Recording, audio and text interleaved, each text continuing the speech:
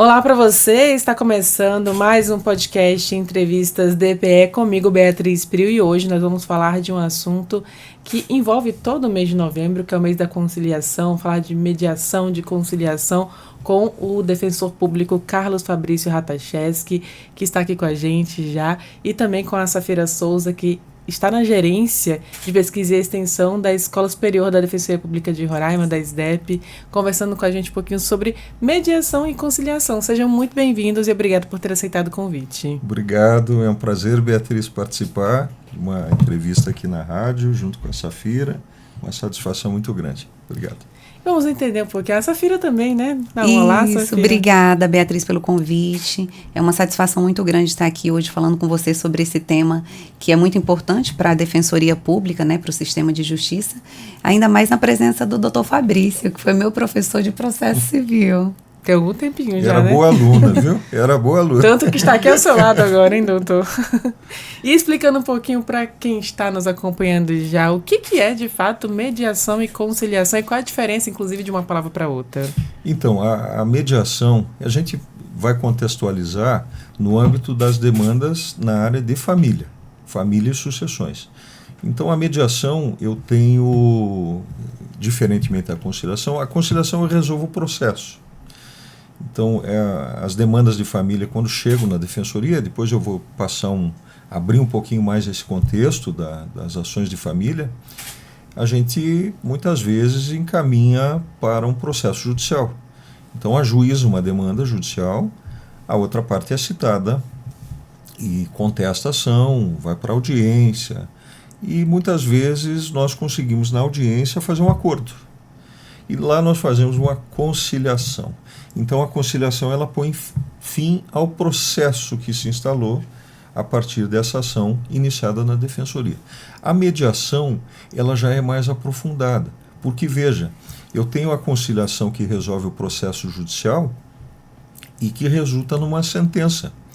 E nem sempre aquela sentença, a experiência nos mostra isso claramente, nem sempre essa sentença resolve o problema das partes.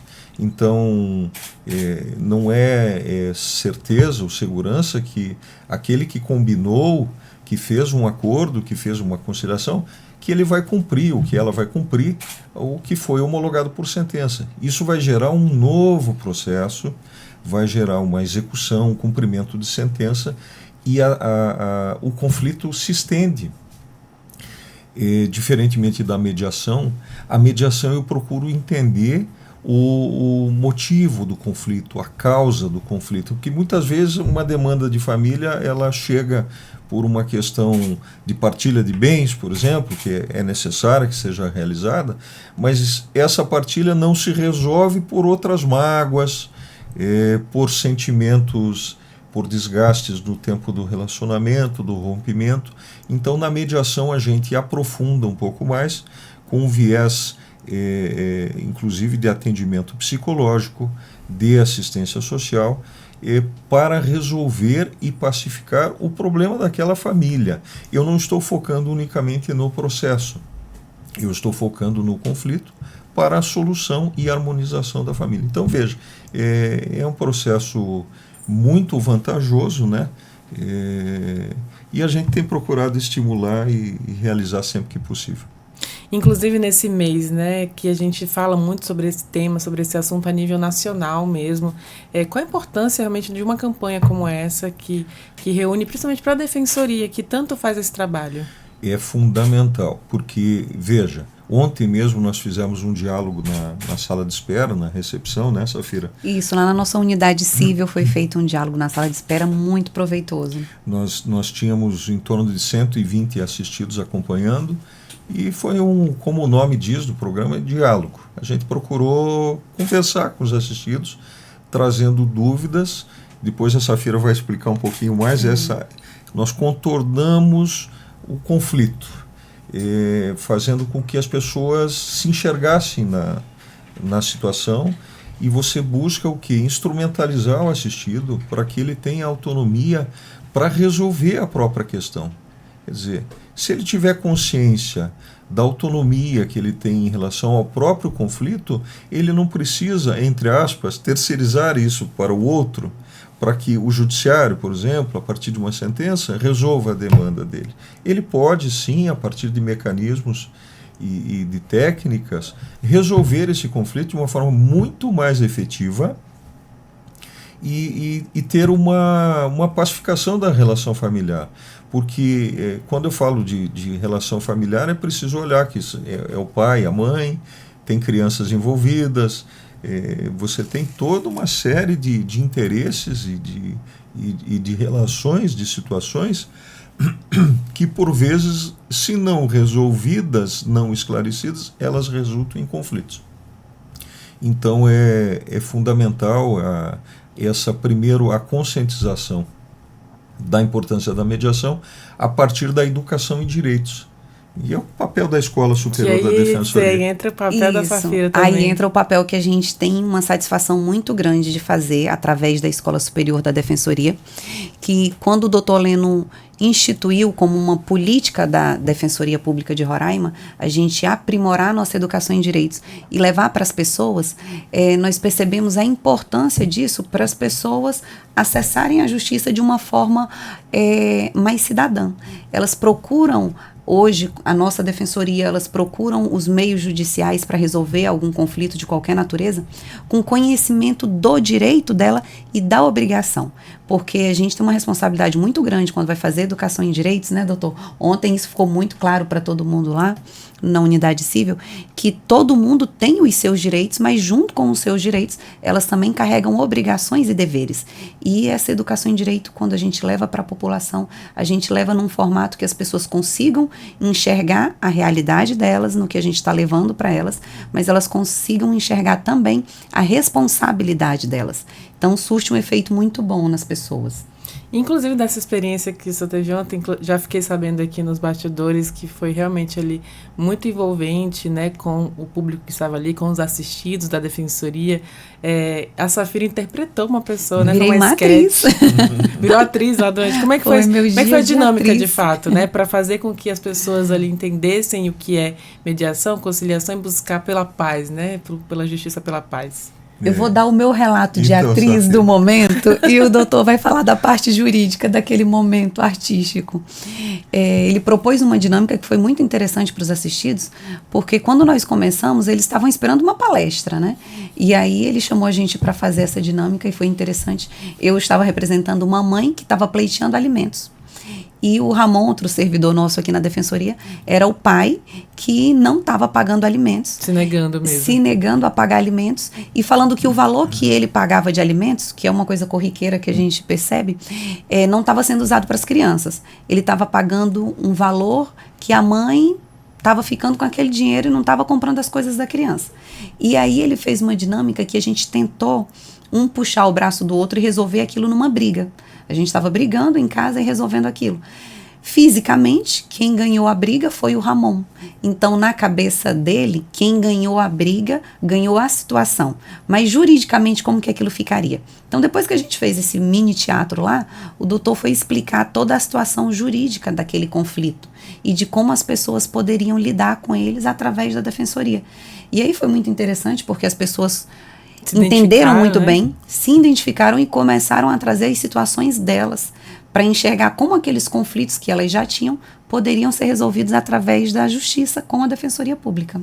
E de uma forma sem entrar com esse processo que tanto se tende a não dar a entrada, né, doutor, para facilitar a vida das pessoas. E veja, trazendo também o nosso CAM como exemplo, né? Foi. Que é o Centro de Atendimento Multidisciplinar, que conta com psicólogo e assistente social, que inclusive é um serviço que a gente precisa ampliar, sabe, na defensoria, justamente para focar nessa resolução dos conflitos por mediação. É muito importante. Mas voltando ontem lá, foi interessante, né? Porque aí E não foi nada combinado, né? Não. Foi espontâneo. Foi espontâneo. Nasceu até a criança. Nasceu até a criança, aí eu perguntei como é que é o nome do menino, né? É Júnior. Júnior. Então criamos lá o Júnior, né, como personagem. E inicialmente na disputa, veja que há um conflito, há uma pretensão de um lado, a gente chama tecnicamente de pretensão resistida. Porque um quer e o outro, um diz que sim e o outro diz que não, né? Então há uma pretensão e há uma resistência. E aí, quando você não tem um instrumento de resolução, quem vai vencer? E ali ficou claro no nosso teatrinho ali, né? Quem vai vencer pela força, pela violência, pela dominação em qualquer tipo de situação. Então, quer dizer, falei, gente, então nós vimos aqui que o pai venceu, né? Aí eu só olhava para as mães inconformadas com aquela... Todas as mulheres lá balançavam a cabeça, como situação, assim? Né? Se colocaram imediatamente na situação. E aí nós entramos. É por isso que existe, por isso que os senhores estão aqui hoje, trazendo conflitos para que a gente possa resolver. E se as partes não têm condição, obviamente que não pode haver violência. E aí você vai entrar pela defensoria para buscar uma resolução justa. Aí todo mundo quer justiça, né? Porque as pessoas chegam e querem justiça. Todo mundo fala em justiça, né? Eu quero justiça, eu quero justiça. Quer dizer, a resolução é o quê? Outorgar a quem tem direito, né? E veja, se é a mãe, se é o pai, é a mãe, se é o pai, olhando para as crianças, porque a criança não tem como se defender, né? E muitas vezes é a criança que mais sofre nessas relações, a mãe que recebe um ônus muito pesado. Até nós destacamos ontem lá, é comum, sabe, infelizmente, por falta de conscientização, e por isso a importância da gente estar falando aqui, né? Educação e direitos mesmo. O pai chega na audiência e fala assim, eu ajudo com tanto por mês, né? Eu ajudo, quer dizer... E aí eu interrompo na hora, né? Falo assim, olha, o senhor me dá licença dizer, o senhor não está ajudando, não. Porque, na verdade, o senhor está cumprindo com uma obrigação de pai. Então, a ajuda é aquele que não tem obrigação nenhuma e, voluntariamente, ele estende a mão e faz ali um gesto e ajuda e tal. Agora, o pai não pode ter essa consciência de que simplesmente está ajudando, como se ele estivesse fazendo um favor para a mãe que está lá tendo um ônus muito pesado para carregar. Inclusive, depois que nós falamos isso e desse exercício, teve uma mãe que trouxe a situação dela. Falou, olha, eu tenho 8 filhos. Né? Tenho 8 filhos. Perguntei, como é que a senhora faz quando não recebe a pensão? Aí ela começa a contar, né? Não, doutor, eu tenho que me virar, né? Eu empresto dinheiro, eu faço isso, eu faço um bico, eu trabalho de noite, eu faço não sei o quê, porque esse ônus acaba sendo distribuído de forma muito desigual. E as mulheres, em geral, tem pais também que têm a guarda. Não é tão comum, mas as mulheres, em geral, ficam muito sobrecarregadas. Então a gente traz esse panorama todo para que as pessoas se enxerguem no conflito e possam buscar na defensoria uma resolução para harmonização dessas relações familiares. Reduzir os danos realmente à família, principalmente às crianças. Isso foi muito importante quando o doutor levou isso ontem para a palestra, que as pessoas não conseguiam enxergar elas resolverem o conflito delas sem interferir na relação parental. E isso ele deixou muito claro ontem para todo mundo, que o conflito entre os pais não podem ultrapassar os filhos. A alienação parental não pode acontecer. As crianças não podem receber o ônus do conflito dos genitores. E isso foi muito bom, também ficou bem claro. E ele conseguiu falar muito bem sobre isso ontem para os assistidos. Olha, alienação parental... É um outro problema grave, né? Não, é um gesto, uma atitude de covardia. E covardia do pai ou da mãe com a criança. Porque, veja, pouco importa para a criança, lógico que o desejável não seria que os pais se separassem, né? O desejável é que continuassem juntos, que seguissem no mesmo núcleo familiar, mas às vezes essa relação a gente sabe que não é possível. Então, para a criança, o pai continua sendo pai, a mãe continua sendo mãe, e aí imagine a situação que a mãe começa a depreciar o pai em função do conflito. Nós estamos citando aqui o exemplo de alimentos. O seu pai não paga pensão, porque o seu pai é isso, ou ao contrário, que a sua mãe não cumpre com o que combinou comigo, porque a sua mãe é isso. Gastou dinheiro com outra coisa. Gastou dinheiro com outra coisa e não está olhando. E às vezes até de forma assim maliciosa inventam situações. Existe isso, lamentavelmente, que eu trago como um gesto de muita covardia. E como a gente trouxe isso ontem, falando, gente, olha, se o casal, por um motivo ou outro, não deu certo de viver junto, então separando, a gente vai mediar o conflito, procurar a solução, entrar com ação se for necessário, resolver. Agora não pode o pai falar mal da mãe para a criança. Não pode a mãe falar mal do pai para a criança, porque a criança não tem nada a ver com isso, é o filho. Então isso é importante e as pessoas realmente assimilaram ali, foi uma oportunidade boa da gente... de entendimento, né? Da gente tratar sobre isso. Questão de visitação, foi muito interessante que ontem, durante essa atividade, o meu gabinete estava em atendimento. Então eu terminei ali e subi rapidamente para dar prosseguimento aos atendimentos. Teve uma mãe, nós falando de visitas, eu nem comentei, Safira, com vocês esse caso. Eu falei de regulamentação de visitas. Falei, olha, a gente tem um atendimento pelo CAM, que é o Centro de Atendimento Multidisciplinar da Defensoria, ligado à Câmara de Conciliação e Mediação, que, aliás, é um projeto fantástico da Defensoria, né, que trata justamente a mediação. Hoje é coordenado pela doutora Cristiane. Algum tempo atrás a doutora Euseni era responsável e tocou a Câmara com maestria durante anos e anos. E eu comentando, olha, questão de visitação de criança, o que falta? Falta a dificuldade está no diálogo. Então muitas vezes o pai ou a mãe não tem condição de sentar e conversar sobre. Pergunta simples, né? Que dia que você pode pegar o seu filho? Qual é o horário?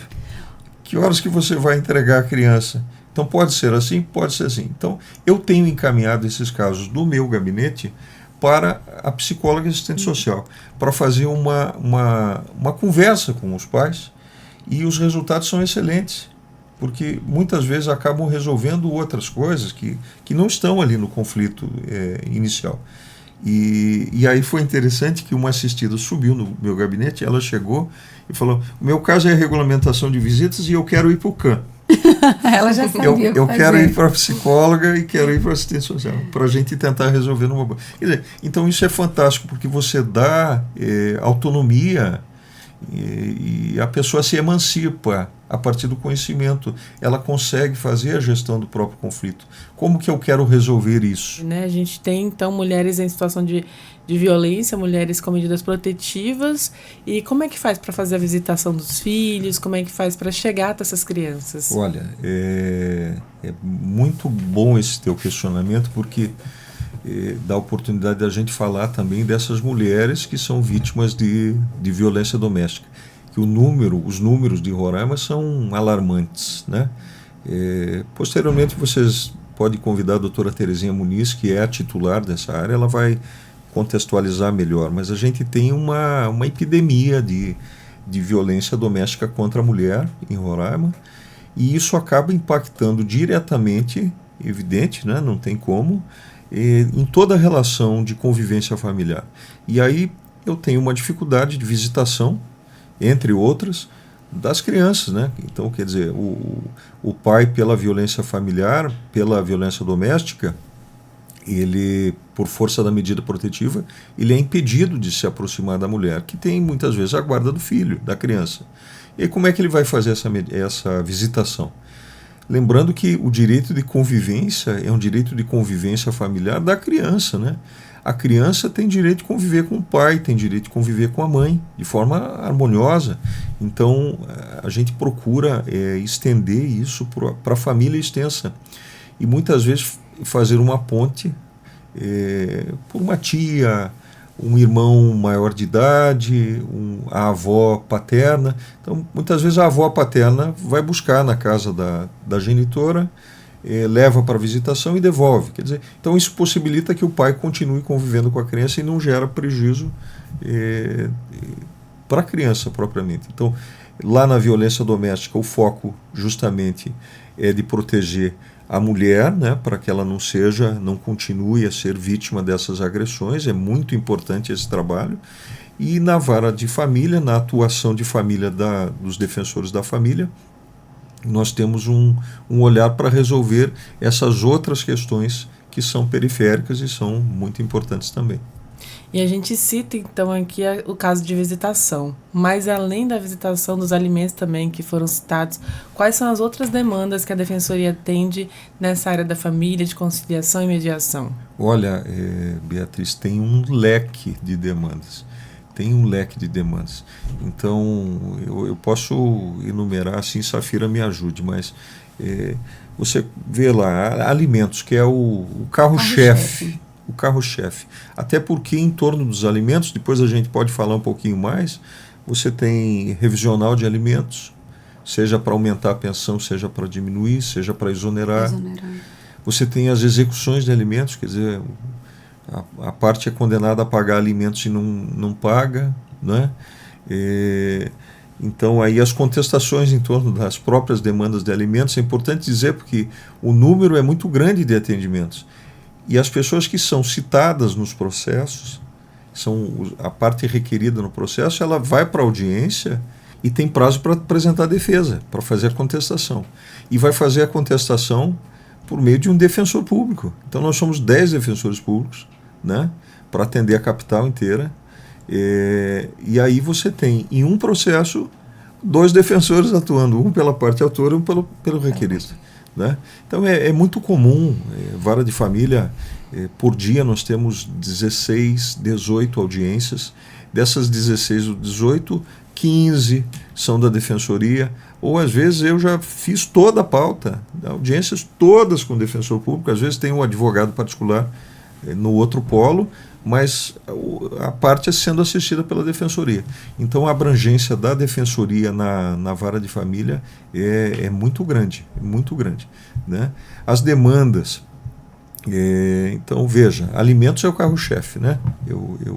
Eu havia comentado. Em torno de alimentos você tem uma série de demandas que decorrem, né?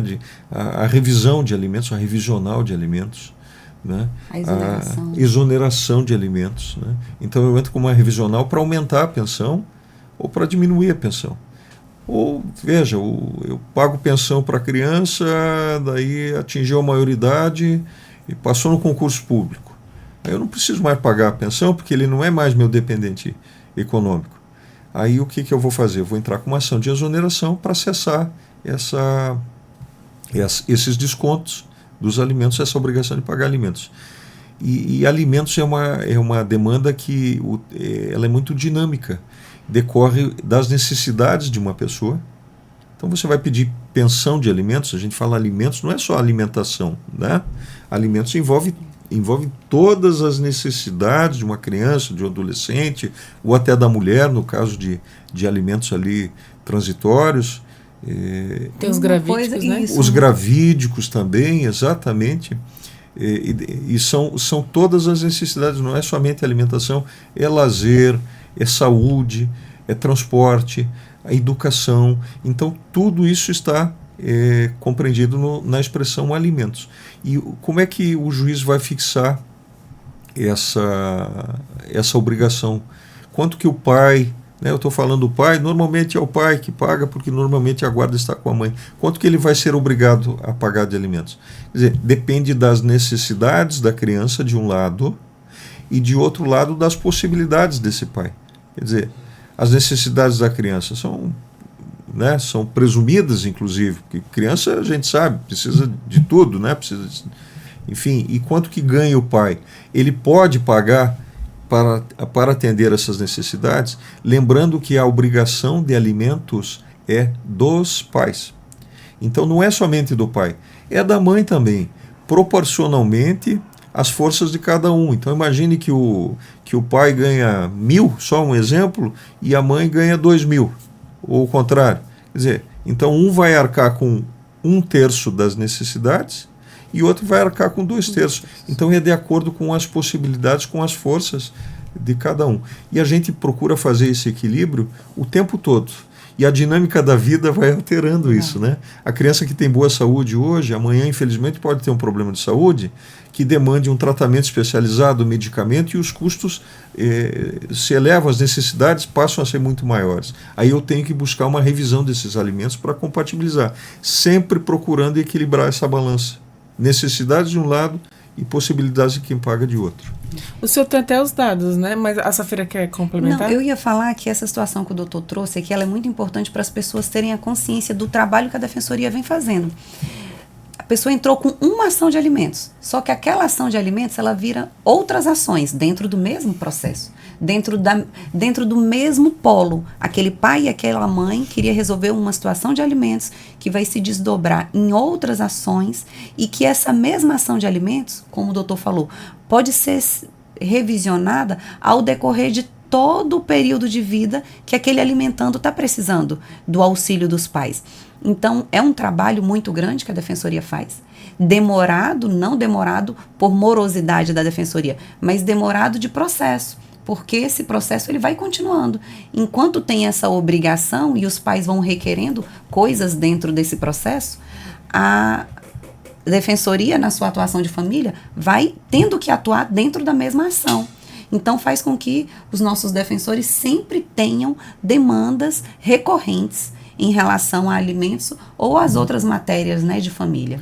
E a roda da fortuna gira, né? Isso. Hoje a pessoa está em dificuldade financeira, amanhã ganhou na loteria, né? E tinha uma pensão lá fixada em 30% do salário mínimo.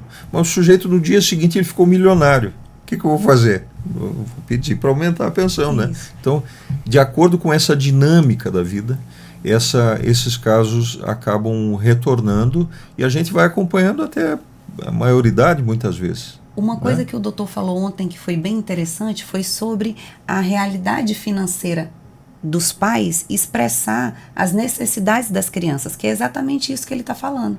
Uma pessoa que pagava, por exemplo, R$500, vou dar um exemplo de um valor, que pagava R$500 para uma criança e ganhou na loteria, esses pais vão ter situações financeiras para expressar diferentemente do que aqueles que pagavam só R$500. E aí, mais uma vez, vai rodando dentro desse processo, os valores vão sendo corrigidos, tanto para mais quanto para menos. Esse pai pode ter ficado desempregado. Exatamente. Quer dizer, uma situação de desemprego justifica, em tese, não justifica você deixar a criança abandonada, desamparada, mas muitas vezes justifica uma diminuição, né? Imagine o pai lá responsável por pagar um valor de 2 salários mínimos, aí está desempregado. Olha, eu não consigo, estou desempregado, faz prova disso, tal, estou endividado. Vai lá e propõe uma redução dessa pensão.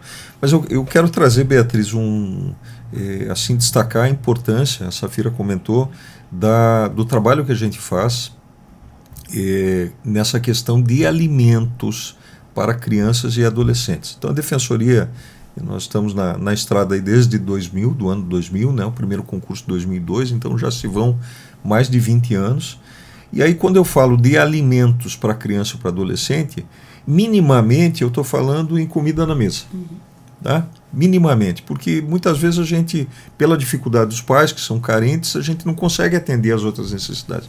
Mas minimamente aquela criança está tendo comida na mesa, porque o pai está obrigado a pagar e a mãe está contribuindo. Então a gente consegue estabelecer essa realidade. E nesse ponto, nós vimos isso já no ano de 2012. 2012, veja, se eu preciso de uma criança que o pai pague pensão para que ela tenha comida na mesa, evidentemente, eu não preciso nem justificar, essa demanda é urgente e urgentíssima, é hoje, não é para amanhã, né? Em 2012 nós tivemos uma realidade de um incremento de demandas, assim, parece que a gente vive em ciclos, né? Essas explosões do número de atendimentos, né? Sempre crescendo. E nós verificamos na época que havia um tempo de espera da Defensoria muito grande. Quer dizer, então imagine que a mãe que vai buscar alimentos para a criança, ela vai ser atendida dali a 60 dias. 60 dias. Quer dizer, para aí, não pode. Como é que essa mãe vai esperar 60 dias para o primeiro atendimento? Ela pega a fichinha para ir com o defensor, 60 dias, para o defensor fazer uma demanda, dar entrada no judiciário, no processo, o judiciário vai fazer a citação da parte para marcar uma audiência. Quer dizer, eu vou resolver isso quando? Daqui a 6 meses? Então, isso a gente tem cuidado disso há bastante tempo já. E lá dar celeridade a esse processo. Exatamente, que isso precisa ser rápido, é para hoje, é para já, não pode ser amanhã ou depois, né? E aí, em 2012, nós desenvolvemos um projeto na Defensoria, criando uma central de atendimento e peticionamento inicial. Quer dizer, olha, o que nós vamos fazer? Vamos fazer um super gabinete com mais servidores, com treinamento, com qualificação técnica para isso, e essas mães que estão na fila buscando alimentos, elas vão sair da fila e vão direto para atendimento nesse gabinete. Elas não vão ficar concorrendo na fila com outras demandas, com divórcio, com dissolução de união estável, com inventário, com interdição.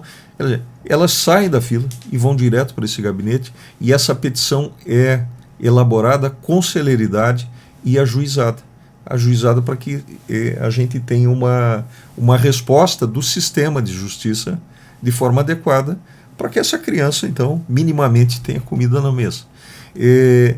Olha, a gente, olhando assim de uma visão macro desse processo que a Defensoria construiu ao longo dos anos, a gente conseguiu atender isso. Esses objetivos foram atendidos. Hoje, essa CAP, Central de Atendimento e Peticionamento Inicial, CAP, ela se desdobrou em 8 CAPs. Então, o que eu tenho com isso? Eu tenho uma porta de entrada da Defensoria mais alargada. Veja, o assistido precisa ter acesso ao atendimento. Eu não posso ter uma portinha fechada que todo mundo quer passar. Eu tenho que ter uma porta ampla. E essas CAPs fazem esse atendimento e dão entrada nessas demandas com celeridade. Eu tenho a CAP da sede, eu tenho uma CAP no Cantá, porque as pessoas têm dificuldade de vir. O Cantá é termo judiciário da comarca de Boa Vista. Então os processos do Cantá tramitam aqui. O sujeito mora no interior lá, ele tem despesa para vir aqui, tem dificuldade, vai ser atendido lá. Eu tenho uma CAP na Assembleia Legislativa do Estado, que inclusive tem um movimento muito grande, um atendimento super importante. Uma CAP no NPJ da Estácio, uma CAP na Câmara de Conciliação, uma CAP especializada da mulher. Veja, a mulher vítima de violência, ela precisa de alimentos, né? O que a gente faz? Faz a medida protetiva na CAP especializada e já faz a solicitação de alimentos. E faz a ação de alimentos. Eu tenho uma CAP, a Waimiri Atuari, que é super interessante o trabalho. Eu não vou me aprofundar, depois você convida a doutora Euseni Diogo para falar para vocês dessa experiência espetacular lá na Waimiri Atuari. Que é numa região indígena. E exatamente, para você dar acesso, você dá dignidade, você instrumentaliza o povo a buscar soluções das próprias demandas. Então, é fantástico mesmo. E a CAP especializada da infância e juventude. Então, veja, são 10 defensores, mas eu tenho essas portas abertas, recebendo gente o tempo todo para propor essas demandas. E isso tem resultado, olha, pasmem, eu fiz audiência semana retrasada, um processo com 10 dias. 10 dias eu tive audiência. Né? Às vezes a gente conta isso, as pessoas não têm dificuldade de acreditar. É preciso ressalvar também, né, reconhecer a celeridade do Poder Judiciário, das varas de família, trabalham com rapidez porque entendem essa necessidade, dos promotores de justiça que atuam nas varas de família. Então há um comprometimento para que você consiga entregar essa resolução. E aí desdobra, né? As execuções de alimentos, a gente pode falar um pouquinho. Eu achei interessante isso que você falou, porque às vezes a pessoa chega realmente nessa ânsia, nesse desejo de resolver amanhã, porque é uma urgência, é uma necessidade da família, precisa colocar comida na mesa. Eu me imagino assim que uma mãe com os filhos pequenos é uma situação realmente desesperadora, mas é por isso que é preciso antecipar, né, doutor? Não esperar a situação chegar ao limite, mas assim que houver uma dissolução de um relacionamento, já ir buscar, não exatamente para processar, para procurar um conflito, né? Mas para deixar as coisas já muito alinhadas, porque você citou aí várias pessoas que estão envolvidas nesse processo, defensor público, a promotoria, o Tribunal de Justiça, enfim, todo mundo se envolve num único processo para garantir com que aquela criança Está na lei, né? Precisa seguir a legislação também. E aí eu queria que você orientasse a população, inclusive, a buscar isso, né? Em especial as mulheres, visto que, como o senhor está contando aqui, são as principais pessoas que buscam, as assistidas da Defensoria, já que a maioria retém a guarda das crianças.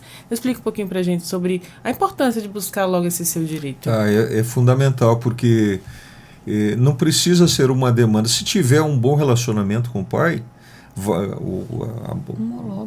homologa um acordo, a gente resolve isso rapidamente. Então a Defensoria tem unidades descentralizadas, essas portas abertas, como eu falei. Então basta que procure a Defensoria para atendimento, e se tiver a possibilidade de um diálogo, muito melhor.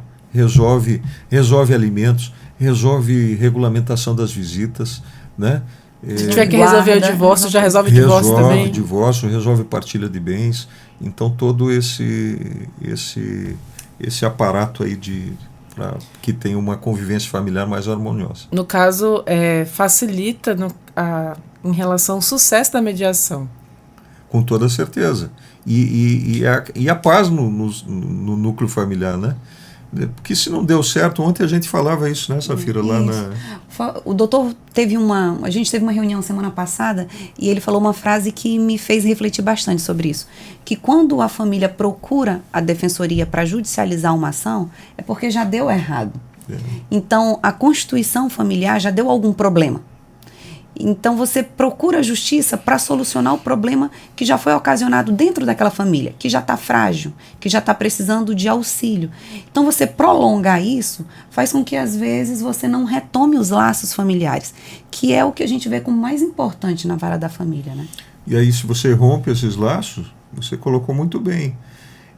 Você está afastando o quê? Muitas vezes a convivência da criança com a família ampliada, com o pai, com a mãe, com a avó paterna. Veja como é bom, né? Uma criança que teve a oportunidade de crescer no seio de uma família ampliada, né? Com os avós, com os tios, com os primos, com criança. Então, quer dizer, aí você fecha isso em torno de um conflito e impossibilita essa convivência. Por certo que isso gera prejuízo ao desenvolvimento psicológico, ao desenvolvimento afetivo da criança. Então, a criança é prioridade absoluta nesse processo. Eu me permita voltar um pouquinho na questão do que eu dizia desse trabalho que vem desde 2012 das CAPES, e também porque a importância, e quando a gente fala assim, nós estamos tendo êxito de resolver essa questão, porque há uma pedagogia nisso tudo. Na medida que o judiciário é rápido, que o Ministério Público dá parecer rápido, a Defensoria entra rápido com os processos, pelas CAPES que conferem celeridade, o assistido, o devedor de alimentos é citado rapidamente, e ele sabe, ele é citado para pagar em 3 dias, sob pena de prisão civil. Então, muitas vezes ele paga quando tem a prisão decretada, mas ele paga. E aí esse processo volta para a gente. Então, nós estamos em novembro, eu entro com a demanda, uma execução de alimentos hoje, só para ilustrar, cobrando lá outubro, setembro e agosto. Agosto, setembro, outubro, os últimos 3 meses sob pena de prisão. Só que o processo às vezes se arrasta aí 2, 3 meses, 4 meses e tal, ele vai ser citado. Aí ele vai e paga esses 3 meses. Quando vem o processo para o defensor, a gente fala assim no processo, bem simplesinho. Pagou, só que já venceu novembro, dezembro, janeiro, fevereiro, e então intime o devedor para que ele pague de novo em 3 dias, senão ele vai ser preso, uma prisão civil. E essa velocidade, perceba, faz com que o pai, o devedor, seja a mãe, muitas vezes, excepcionalmente, entenda que não vale a pena deixar de pagar a pensão. É melhor, a pessoa se convence, é melhor eu pagar em dia. Paga em dia, porque evita... Eu falo para os assistidos, porque às vezes eles vêm lá fazer justificativa. Doutor, eu fui citado para pagar em 3 dias, mas eu estou doente. Às vezes acontece. Olha, eu fiz uma cirurgia, eu não tenho condição de trabalho, aí justifica, aí não vai prender. Ele não vai prender o cara se ele não pode pagar. Agora, Veja, isso traz uma celeridade e muitas vezes ele se convence de que ele precisa pagar em dia para ter sossego, porque senão o oficial de justiça vai estar atrás dele o tempo todo, ele vai estar sendo ameaçado de prisão, ele passa numa blitz com o carro. Tem medo da blitz. O policial, porque hoje existe o sistema, o Poder Judiciário tem um sistema nacional, não sei se você sabe. É bom que o senhor compartilhe já essa informação. Chamado Banco Nacional de Medidas de Prisão, BNMP, Banco Nacional de Medidas de Prisão. Então há uma prisão decretada aqui pela Vara de Família e a juíza determina que a prisão seja registrada nesse Banco Nacional. O devedor da pensão, não estou nem aí, né? Foi citado por edital, às vezes está se ocultando do oficial de justiça e deixa o processo seguir. Quando ele está lá, quando ele menos esperar, ele está passando numa blitz e o policial pede o documento do carro dele, a carteira de habilitação, ele fala assim, opa, tem um mandado de prisão aqui expedido para o senhor me acompanhe, por favor. Pode já encostar o carro aqui. É e preso. Essa blitz pode ser lá em Manaus. Pode ser no Brasil inteiro. Uma execução de alimentos daqui, ele pode estar em qualquer lugar do Brasil, pode estar lá no outro extremo, no Rio Grande do Sul, vai ser preso. Doutor, acho que isso é um ponto assim, muito especial a gente falar agora, no sentido de que, por que foi necessário, na verdade, reforçar essa legislação brasileira, e aí o senhor vai contar aqui o seu exemplo de tanta experiência que o senhor tem há anos, de tornar lei a prisão desse devedor de pensão, né? Por que chegou a esse nível? Porque antes não esperava ali, semana que vem eu pago, daqui eu vou esperar receber. Qual foi a necessidade que a justiça viu de criar uma legislação que fala assim, não, se você não cumprir com essa demanda, você vai ser preso em 3 dias? Pois é. Isso a necessidade eu acho que da dificuldade das pessoas enxergarem a prioridade, a obrigação, cumprirem voluntariamente com a sua obrigação. Ontem, o senhor falou uma coisa que espelharia muito bem isso. E eu achei muito interessante. As pessoas que estão na obrigação de cumprir com esses alimentos, elas acham que estão sendo punidas. Eu estou pagando esse alimento aqui contra a vontade e eu tenho que pagar porque eu estou sendo punido. Aquela pensão que ela vai pagar, ela acha que é um castigo. Mas quando ela enxerga, como o senhor falou ontem, que aquilo dali é um dever daquela criança, é a subsistência do filho, é a continuidade daquela vida. Acabou um relacionamento, mas a vida flui, a vida continua. Tem que sustentar o filho, né? Tem que sustentar o filho. Então ninguém está castigando um pai por pagar uma pensão. Mas veja, é a falta de conscientização. É falta do pai entender essa obrigação natural dele. É natural, a criança não tem como trabalhar. A criança não tem como, a criança é vulnerável, a criança não tem condição de autossustento. Então, veja que hoje em dia, na nossa legislação, o único motivo legal de prisão civil no Brasil é por falta de pagamento de pensão de alimentos. Então, é uma medida extremamente grave, porque eu estou restringindo a liberdade de uma pessoa, que a liberdade é um valor supremo da nossa Constituição. Eu estou restringindo a liberdade, você vai ser preso. Agora, por que eu preciso fazer isso? Não é uma punição, não é pena. Veja, diferentemente do direito penal, a pessoa é condenada, vai cumprir uma pena de prisão. Isso é pena. A prisão civil é uma medida para forçar o devedor a pagar a pensão. Fala assim, olha, pague porque senão você vai ser preso. É para demovê-lo da intenção de continuar postergando, de continuar inadimplente. Então, isso é para atuar com força, para fazer com que ele pague. Poxa, é interessantíssimo, né? E pode ser carente, o que for e tal, não tem... O dinheiro aparece. Quando aparece um mandado de prisão... O dinheiro aparece porque... Mágica. Porque aí infelizmente, muitas vezes o devedor não está preocupado com a criança, com o filho, com a filha, mas ele está preocupado em ele não ir preso, né? Ele fala, poxa, eu vou lá para Punk, vou ficar recolhido, como é que é isso? Não, peraí, fulano me empresta um dinheiro aqui, o outro me empresta ali, vai fazer uma diária. Vou fazer uma diária à base e o dinheiro aparece e acabam pagando. Então, exatamente esse, veja que eu estou contextualizando aqui, um processo, um ciclo que começa com a chegada da assistida, muitas vezes da mãe na defensoria, o ingresso de uma ação de alimentos, a sentença de alimentos fixando, a execução de alimentos, que obriga o devedor a pagar sob pena de prisão, e o pagamento e a atualização dessa dívida. Então a gente vai girando essa roda com celeridade, e isso tem trazido um resultado muito bom. Evidente que pode ter uma mãe que está nos ouvindo e fala assim, não é meu caso. Gente, isso depende de você localizar o devedor. Eu citava aqui caso do Banco Nacional de Medida de Prisão, né? Às vezes o sujeito some, você procura em todos os sistemas, você não encontra, ele desaparece, vai para o garimpo, está na Guiana, está na Venezuela, você não encontra o pai. Aí é lógico que nesses processos eu não vou ter resultado. Eu vou ter uma prisão decretada, o mandado de prisão vai ficar em aberto, mas a mãe não vai receber.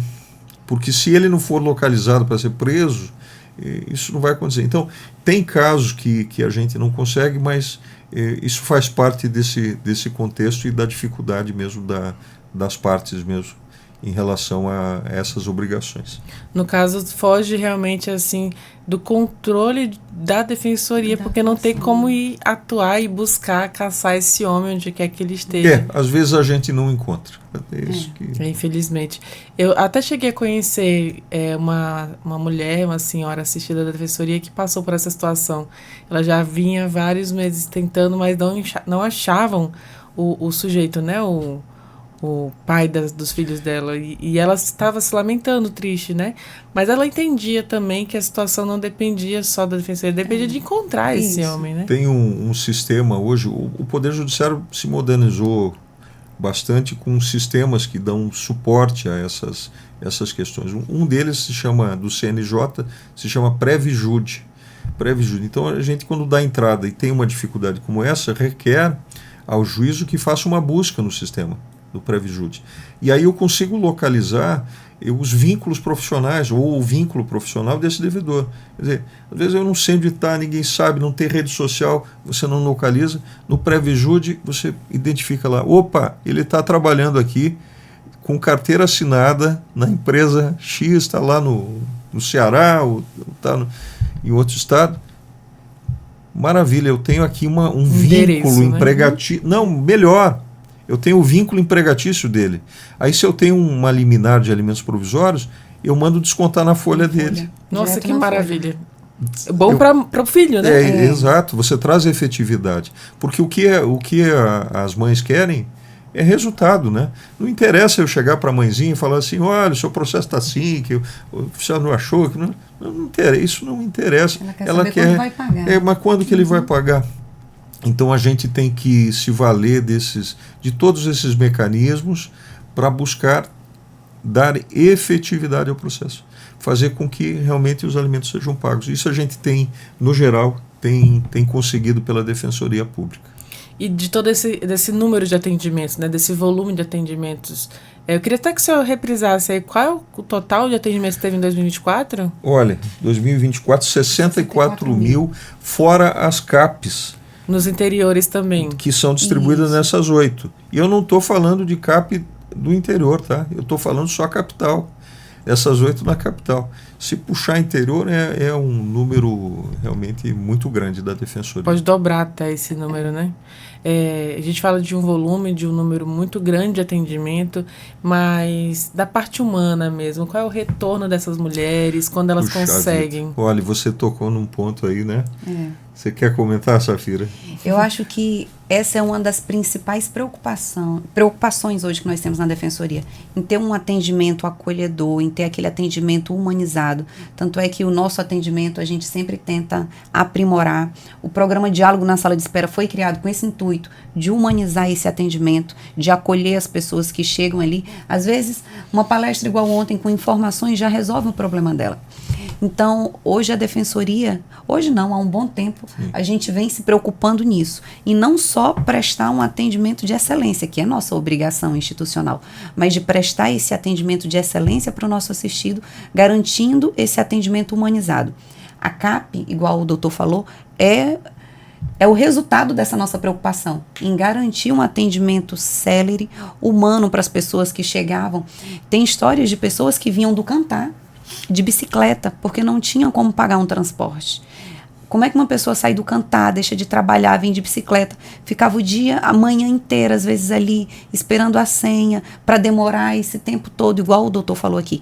Então, a CAP, ela é o reflexo dessa nossa preocupação em garantir um atendimento humanizado. E hoje a gente tenta fazer isso de todos os formatos. A conciliação é um desses formatos. Lá nós temos a nossa equipe multidisciplinar, vai ter até uma oficina semana que vem sobre parentalidade, porque a gente se preocupa em não dissolver esses laços familiares, a gente se preocupa que o nosso assistido tenha a sua dignidade expressa de toda a natureza, tanto no nosso processo civil como criminal. Hoje, uma preocupação muito grande que a gente tem é em cuidar da dignidade dos nossos assistidos. Ou seja, isso com educação. Com educação em direitos, com atendimento de qualidade, com mutirão, com ação solidária, a gente quer levar para ele a sua essência. Hoje a Defensoria, o doutor Leno sempre fala uma coisa que eu carrego para as pessoas quando eu vou falar da Defensoria. A Defensoria, ela é a casa do povo. Porque hoje, quando um cidadão não consegue resolver de forma nenhuma as suas situações, ele procura justiça. E ele procura justiça através da Defensoria. Então, nós pegamos os nossos vulneráveis em situações vulneráveis.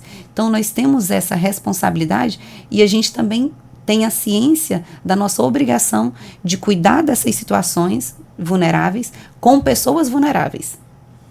Que é o público mais assistido pela Defensoria Pública. Essa humanização, a Safira falou muito bem, é um traço, porque a justiça, de uma forma geral, o sistema de justiça, ele é muito formal, né?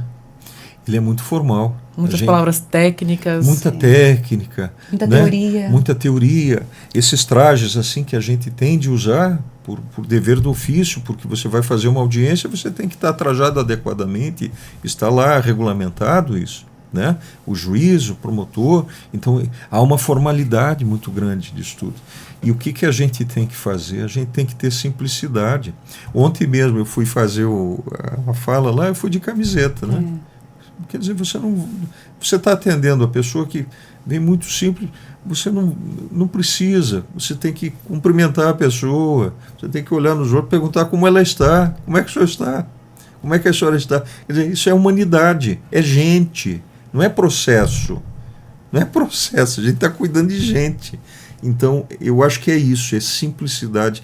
Você pegar esse juridiquês, você decifrar isso. Você fala, não, peraí, vamos resolver. É assim, assado. E você traz isso, as pessoas se sentem acolhidas. Eu acho que isso é muito importante. Se o caso que o assistido está trazendo de uma forma muito simples precisa virar um processo muito complexo, aí você passa nesse juridiquês e faz de acordo com a técnica da entrada na ação. Agora, o que ele precisa mesmo ali naquele momento é acolhimento. Muitas vezes precisa ser ouvido. As pessoas querem chegar, não é assim, senhor, isso não interessa. Deixa o assistido falar, ele precisa ser ouvido. Se ele está chegando na defensoria, quantas portas ele pode ter encontrado? Fechadas. Portas fechadas. E a Defensoria tem esse traço. E eu vou dizer, viu, destaque nacional nossa Defensoria.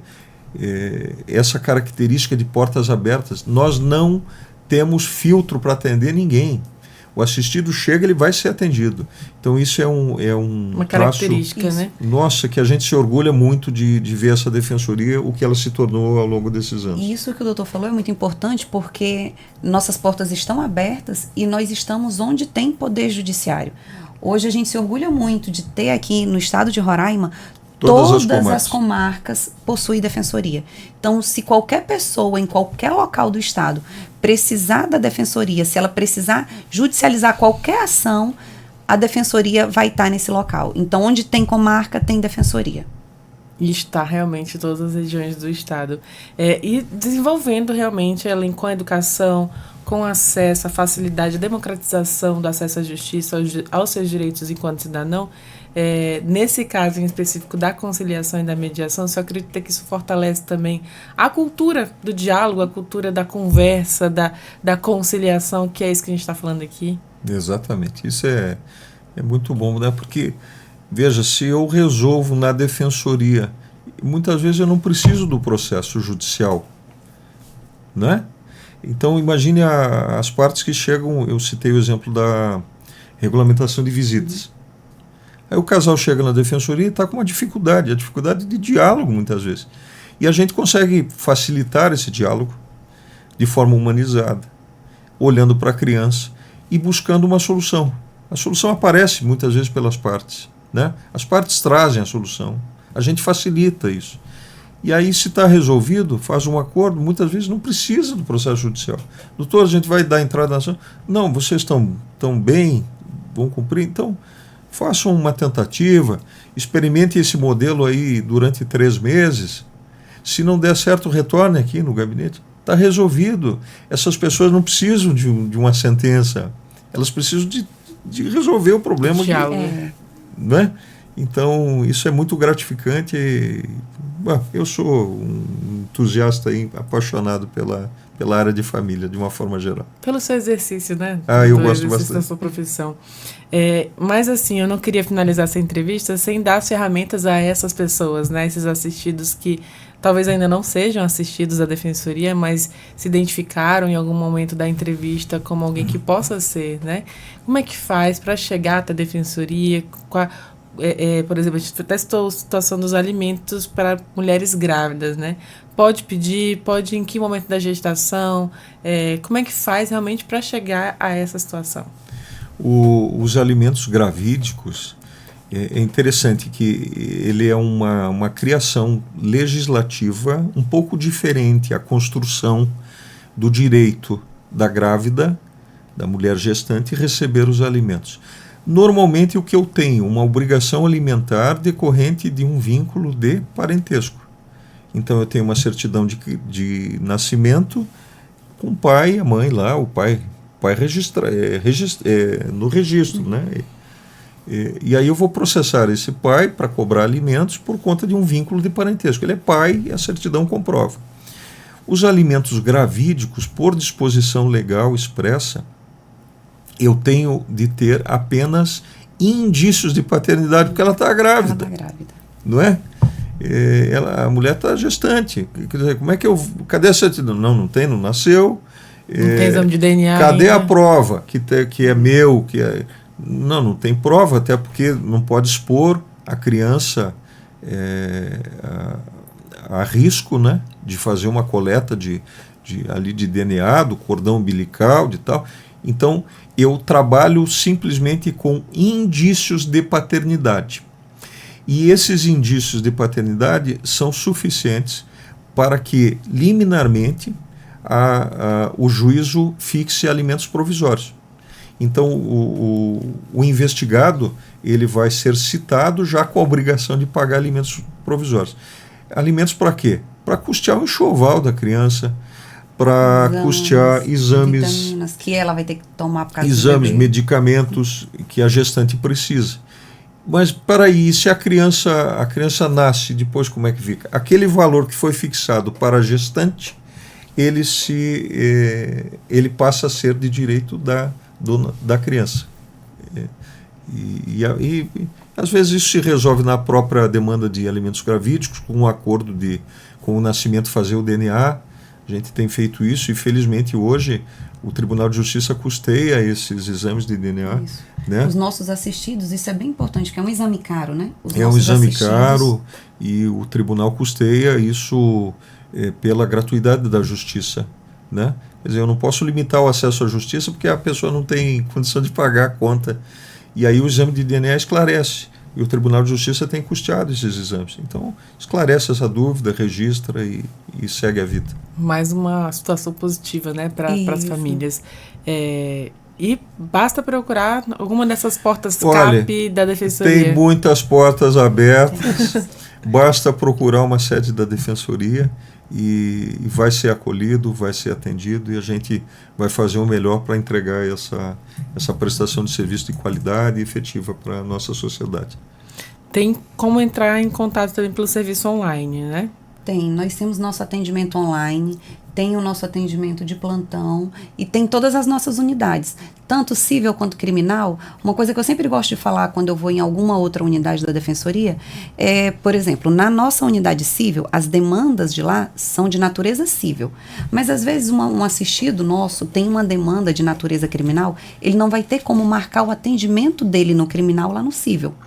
Mas lá ele vai conseguir informações do nosso WhatsApp, do nosso plantão, para ele entrar em contato com essa outra unidade para poder fazer um atendimento. Porque às vezes o nosso assistido ele é vulnerável financeiramente ao ponto de não ter como sair do cível para ir lá no criminal, marcar um atendimento. E nesse formato, a gente pensando em sanar essas vulnerabilidades também, nós temos nosso atendimento virtual. Tanto Bacana. civil quanto criminal. Tem até o número aqui do WhatsApp, que é o 2121-0296 e o 2121-4750. Isso Já mesmo. anota aí. Isso aí. E falando de atendimento virtual, se a situação exigir, nós já fizemos muitas vezes. Eu lembro de alguns casos assim. Nós fazemos atendimento domiciliar. Eu atendi o ano passado, ou foi esse ano ainda, começo do ano, um assistido com 94 anos de idade. Completamente lúcido, mas ele tinha um problema de mobilidade, ele não podia sair da casa dele. Aí o filho dele veio à defensoria para atendimento no interesse do pai. Como é que funciona? Não pode. Não, nós vamos até a casa dele. Deslocamos a equipe, atendemos em casa.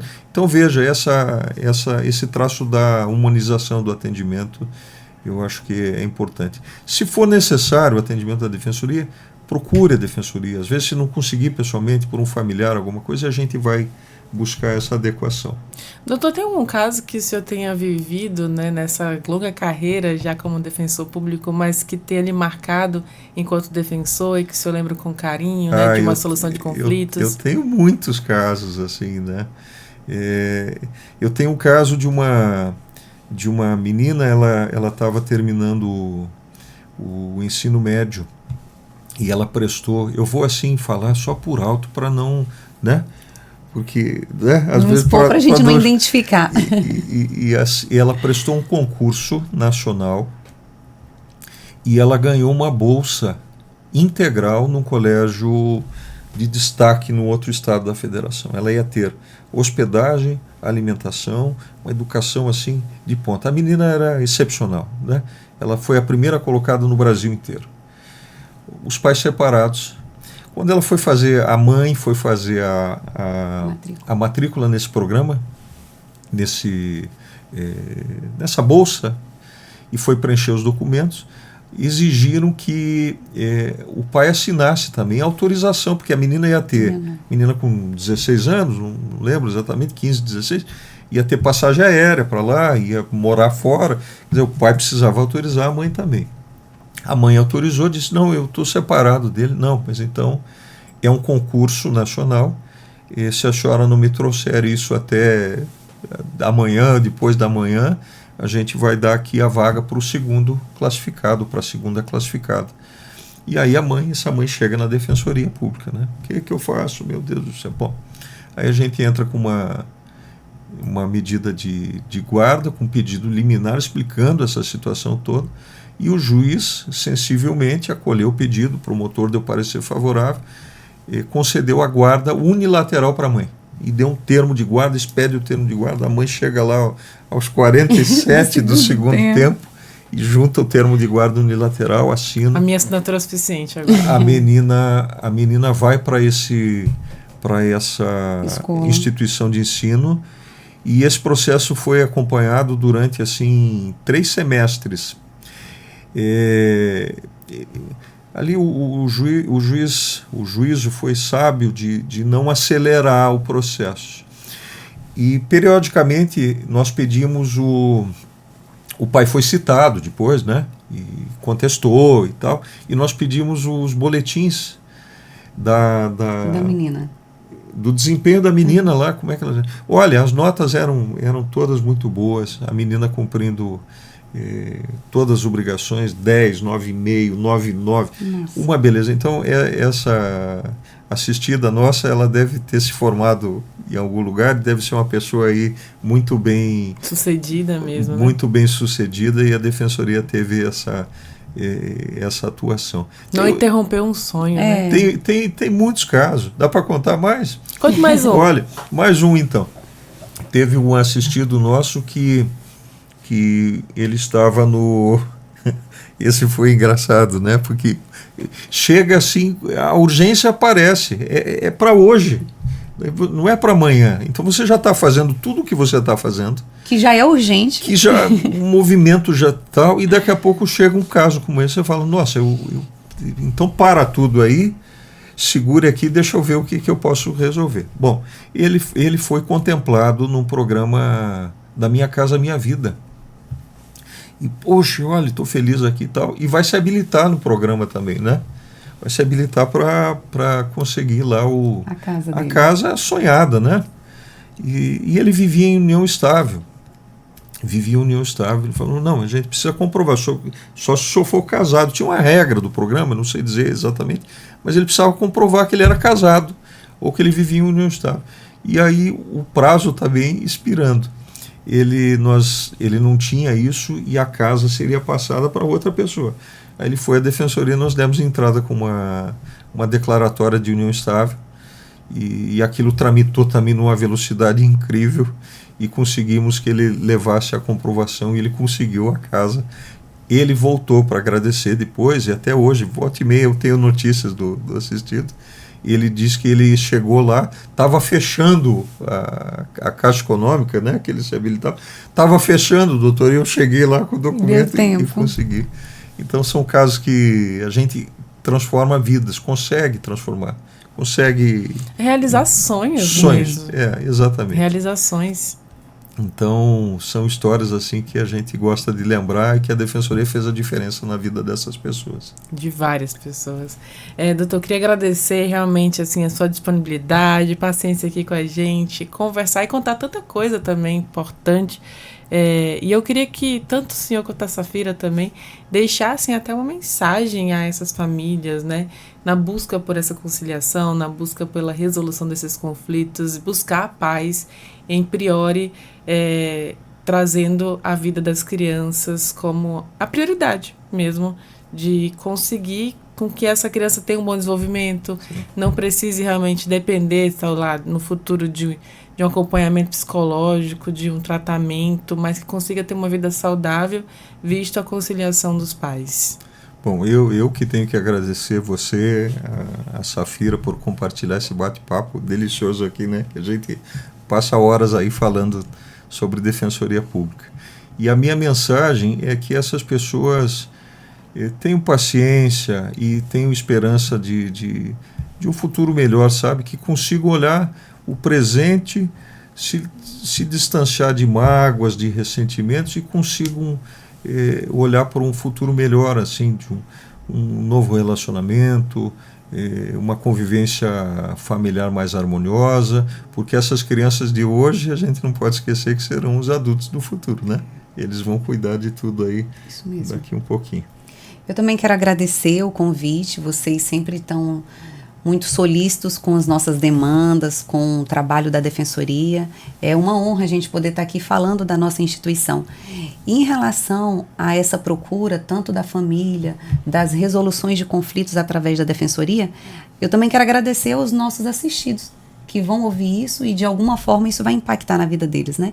Que se eles tiverem alguma dificuldade para resolver algo, que eles procurem a Defensoria. A gente agradece a confiança que eles já têm no nosso trabalho e que nós existimos por causa da existência deles. Então, qualquer conflito, a gente está aqui para mediar, para conciliar. Se não der para mediar ou conciliar, nós estaremos aqui para orientar da melhor forma para a resolução do conflito, mas que eles nos procurem antes de chegar a essa situação do conflito. A mediação e a conciliação sempre vai ser a melhor alternativa, ainda mais quando se tratar de família, que o vínculo é o que existe de mais importante. Então é isso, vínculo para sempre, né, também? Mais uma vez, muito obrigada. Parabéns, doutor, pelo trabalho desenvolvido mesmo, a dedicação, assim como da Safira. Eu posso fazer só mais uma ressalva que eu estava esquecendo. É preciso olhar para os servidores da Defensoria, né? Olha, eu tenho no meu gabinete, eu tenho um assessor jurídico, os defensores da família têm, e uma chefe de gabinete e uma estagiária. Nossa equipe, então, é de 4 pessoas. E veja, a gente não conseguiria fazer 10% disso tudo que eu estou falando, não fosse essa equipe maravilhosa que a gente tem na Defensoria. Então, eu aproveito para agradecer também e elogiar e reconhecer o papel desses colegas aí de trabalho que se dedicam muito, né, Safira? É verdade. Os nossos servidores são o motivo da Defensoria dar certo, né? A nossa atividade fim acontece porque o gabinete trabalha bem, a atividade fim existe porque o administrativo dá suporte para a gente trabalhar bem, o nosso TI, a escola com qualificação dos servidores. Então, essa engrenagem está rodando bem. Exatamente, é uma equipe. São todos colegas de trabalho muito dedicados. Eu vejo assim, todo mundo muito apaixonado pelo serviço de prestar uma assistência humana mesmo às pessoas e garantir, como o defensor já falou algumas vezes, a paz, né? A convivência boa e realmente assim um futuro para essas pessoas. Doutor, mais uma vez, parabéns. Obrigado. Parabéns a Safira também. Obrigado. Enfim, Sucesso. As portas estão abertas, viu? Quando quiser voltar, você volta. Volto mesmo, obrigado. Então é isso, mais uma vez obrigada, parabéns. E assim a gente vai encerrando mais um podcast, esse bate-papo riquíssimo aqui com o defensor Carlos Fabrício Ratachés, que é a Safira Souza aqui da SDEP, da Escola da Defensoria. Prazer realmente conversar com vocês. Mas para você que está nos ouvindo, quiser ouvir essa entrevista novamente depois, pode acessar os canais oficiais da Defensoria Pública de Roraima, no Deezer, no Spotify, no YouTube. Qualquer dúvida, digita @defensoriarr. Muito obrigada pela sua companhia e eu te espero no nosso próximo encontro. Tchau, tchau.